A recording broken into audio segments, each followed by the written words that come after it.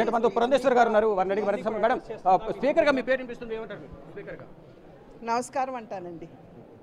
ఏదైతే బాధ్యత ఇప్పుడు ప్రస్తుతం నా మీద ఉందో, భారతీయ జనతా పార్టీ రాష్ట్ర అధ్యక్షురాలుగా భారతీయ జనతా పార్టీని బలోపేతం చేసుకోవాల్సినటువంటి బాధ్యత నా మీద ఉంది.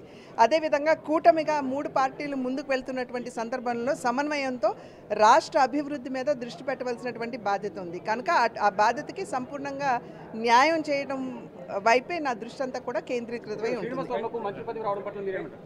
స్వాగతిస్తున్నాం. ఎందుకంటే కార్యకర్త పార్టీని నమ్ముకుని ఉన్నటువంటి కార్యకర్తని గుర్తించి వాళ్ళ నర్సాపురం పార్లమెంట్ సీట్ వారికి కేటాయించడం జరిగింది.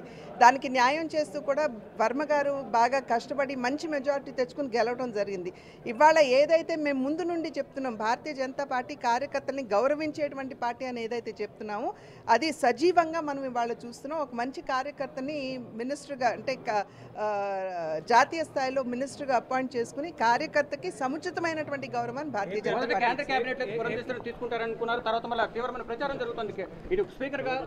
దాని మీద నేను స్పందించిన అవసరం లేదండి. నేను స్పందించను.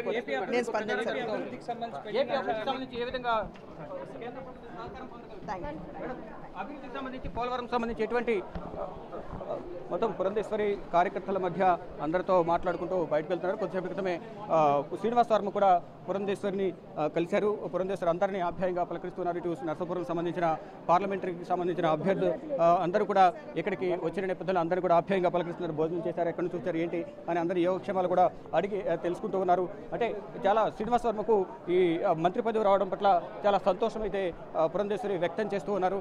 అయితే మేడం, ఒక రాష్ట్ర అభివృద్ధికి సంబంధించి ఏ విధంగా ముందుకు వెళ్ళబోతున్నారు? రాష్ట్ర అభివృద్ధికి సంబంధించి డబుల్ ఇంజిన్ సర్కార్ అని చెప్పాం. కేంద్రంలో ఎన్డీఏ ఉంది, రాష్ట్రంలో ఎన్డీఏ ఉంది. ఖచ్చితంగా ఈ రెండు ప్రభుత్వాలు కూడా మంచి సమన్వయంతో ఈ రెండు ప్రభుత్వాలు అనుసంధించుకుంటూ ముందుకు వెళ్తాం. భారీ విజయాన్ని మీరు ఏ విధంగా చూస్తారు ఏపీలో? భారీ విజయం అనేది ఇది ప్రజా విజయంగా నేను భావిస్తున్నాను. ప్రజలు ఖచ్చితంగా ఏదైతే కక్షపూరితంగా ముందుకు వెళ్ళారో, అదేవిధంగా నోటికి అదుపు అంతు లేకుండా ఇష్టం వచ్చినటువంటి భాషను వాడుతూ నాయకులు ముందుకు వెళ్ళారు. దీన్ని ప్రజలు ఆశీర్వదించరు అనేటువంటి మెసేజ్ ఖచ్చితంగా మనకు వచ్చింది.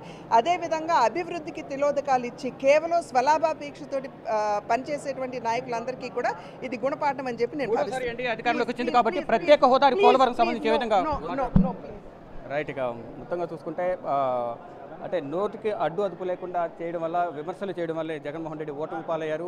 ఓటమికి భారీ విజయం సాధించగలిగామనేది పురంధేశ్వరి చెప్తూ ఉన్నారు. ఇక ఇతరత్ర ప్రశ్నలు అడిగినప్పటికీ విముఖత వ్యక్తం చేస్తున్నారు. అంటే ఇక్కడ కోలాహలం